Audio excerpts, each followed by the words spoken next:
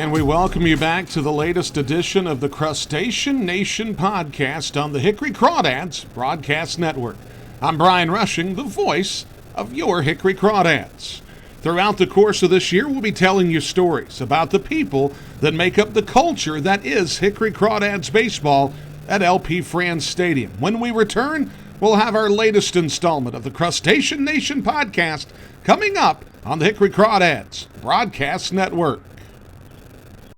You know the ones who give and then give some more? The brave ones who serve from the heart and choose love, who make untold sacrifice to help others get ahead, and who are always there when you need them.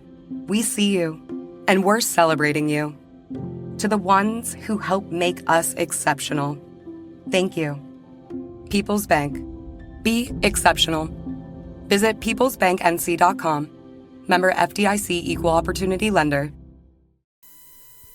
And we welcome you back into our latest installment of the Crustacean Nation podcast here at the ballpark this evening. Now, usually throughout the course of a year, we're going to catch up with various players. We're going to catch up with Carlos Maldonado.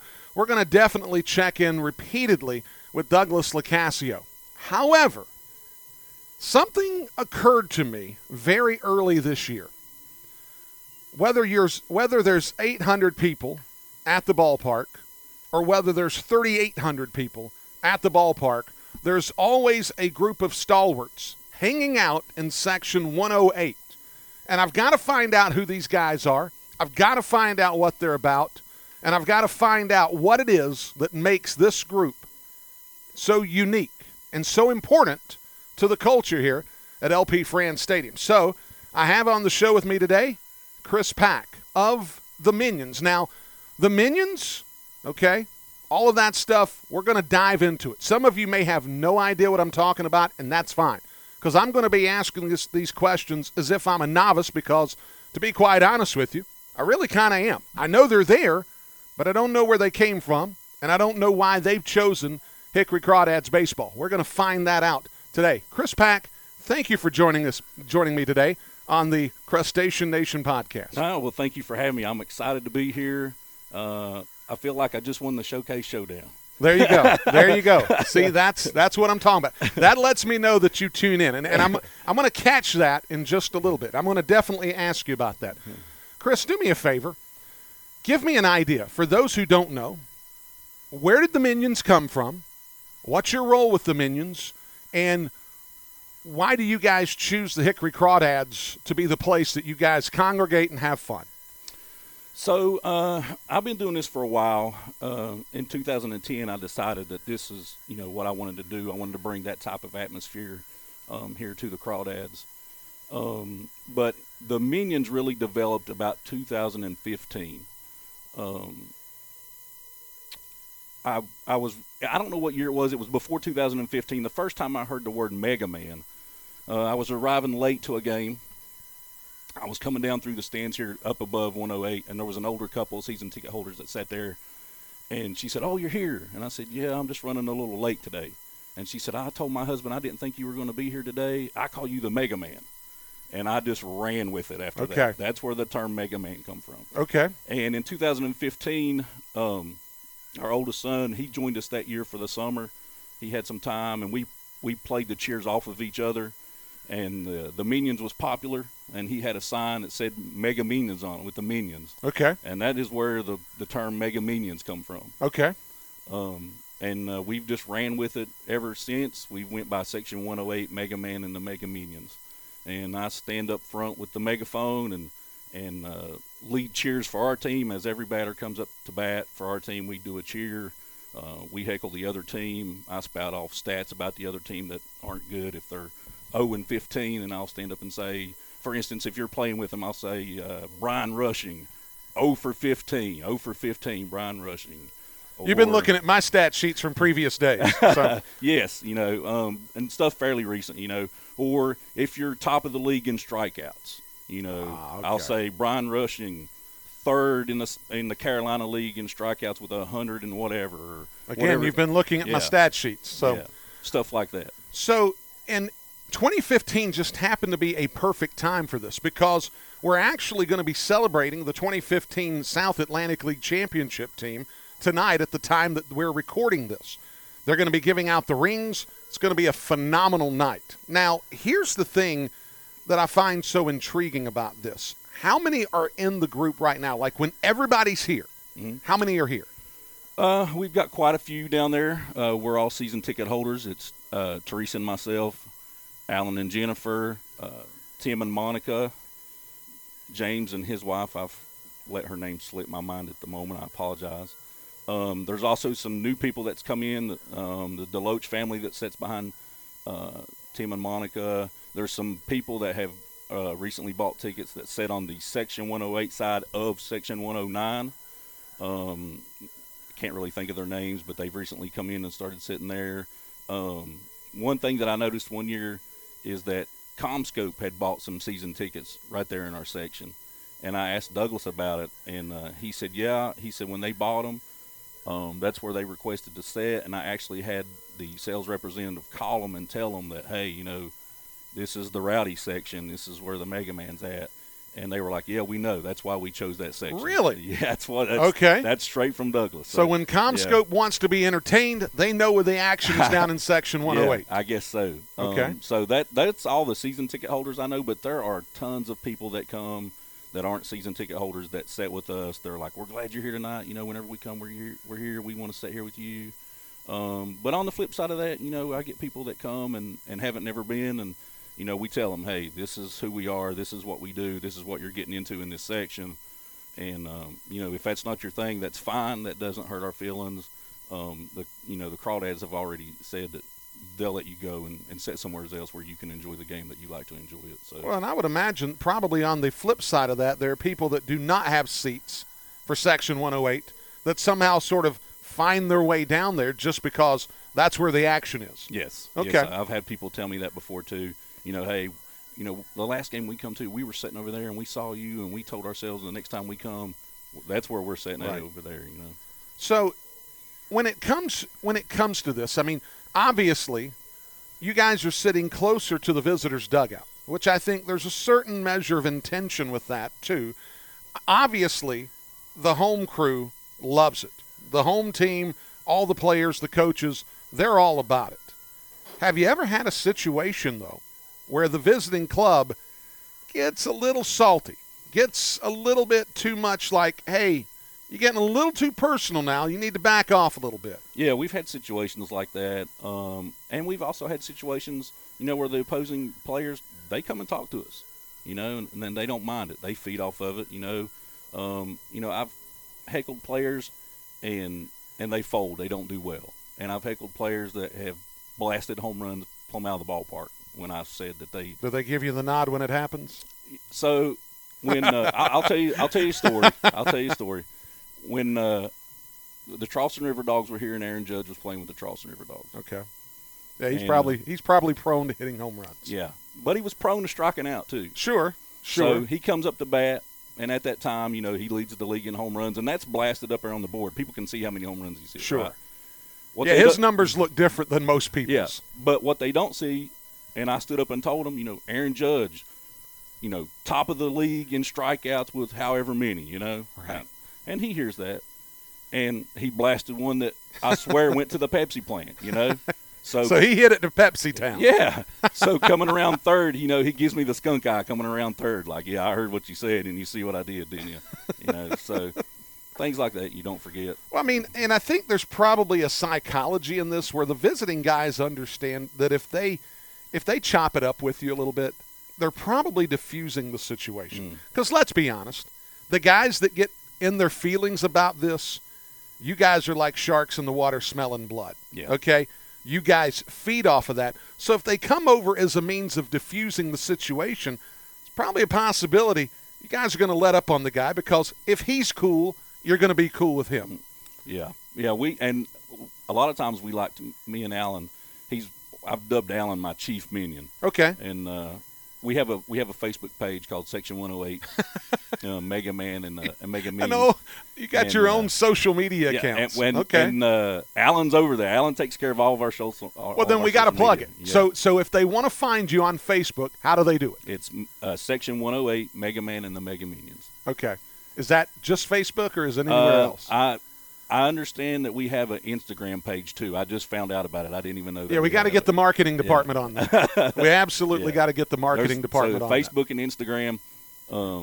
I have an X account, but it's my personal account. Sure. But yeah, Facebook and Instagram, Section 108, MegaMan and the Megaminions. So have you ever had a player from the visiting team come over, sign a bat, a ball, take a picture with you, anything like that? Yes. Any guys that really stand out? Yes. Greenville Drive. Okay. They have had several players that we have enjoyed heckling and right. conversating with. One of the players that you talked about signing a bat. So at the end of the homestand, he come over, Sunday game. His name was Nick York. Okay. Yep. And whenever Nick York would come up to bat, I would say, Nick York, whatever his stats was or whatever.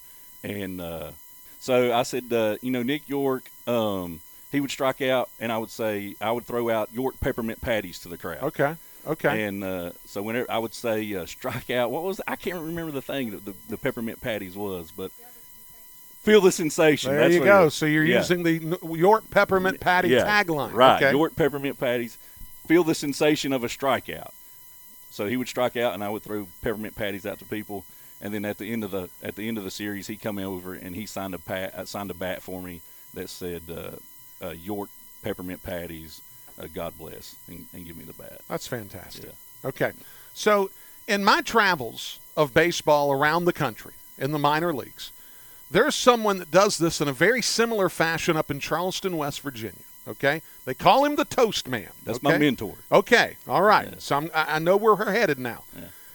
I got to see him after the Charleston, West Virginia club became the West Virginia Power when they went to the Atlantic League, and now they're called the Charleston Dirty Birds. Mm-hmm. Okay, so the Toast Man, his story, if you don't know it, a player strikes out, he's got toast prepared. That he basically has a toaster set up on a table. He starts throwing literal toast around the crowd. It's the most bizarre thing I think I've ever seen as far as heckling players. He's had to have come down at some point. You guys have had to have had a sort of heckle-off against each other at some point. If it happened, let me know how it went down. So the reason I got started in all this, we took a trip to West Virginia in 2010, and that's how I met the Toast Man. And I thought he was crazy. He was doing all these. Well, you're right. Well, yeah, You're right. But he was rambling off all these stats. Yes. And I was like, there's no way that can be. How does he know that? And I just thought he was making stuff up. And he come across this one stat that he rambled off. We had a catcher. His name was Jorge Alfaro. Yep. And it was the first half. It was the end of the first half of the season. Jorge was up to bat. We had a runner on third.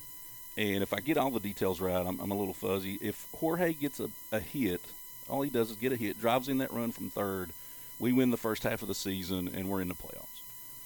And Jorge struck out, I think. And so we're up there, and Toast Man rambles this off. And we wasn't playing his team. He wasn't here. That was a home game. But it dawned on me that, wow, this guy really knows what he's talking about. Like, I was there for that game. Oh, he studied. Yeah, I was there phenomenally for studied. And he's exactly right. It happened just the way he said it. So I was just like, wow, okay, I've got to, I've got to figure this out, And in 2010, I told Teresa, I said, I want to bring. They had the best fans. Like, he would do cheers for his team, and the fans would do the cheers with him. And I was like, man, this is the best atmosphere there is. These guys are great. But he would heckle our team, and the toast that he brought for us, since we were an affiliate with the Rangers, was Texas toast. Of course, of course. But he's not going to miss on that. Yeah, he's not going to miss. I took mental notes. I would go up when the Crawdads were out of town, and we'd go up there and watch the power play somebody else, just so I could watch him and take mental notes and study just his timing and his placement of heckles and things that he said. And I took away a lot of that and just kind of twisted it and made it my own, you know? Well, there is an art form to heckling, especially at the minor league level. And certainly, Chris, you've done it. The Toast Man has done it for a long time.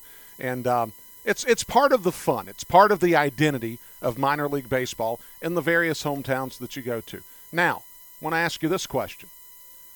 You mentioned, okay, the Showcase Showdown.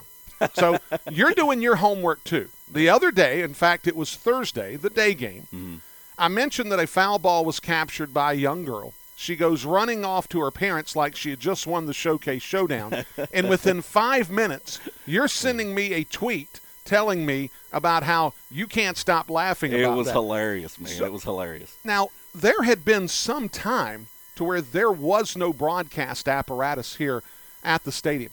Are you guys actually tuning in to the game while you're down there in Section 108, catching it from time to time? How does that go?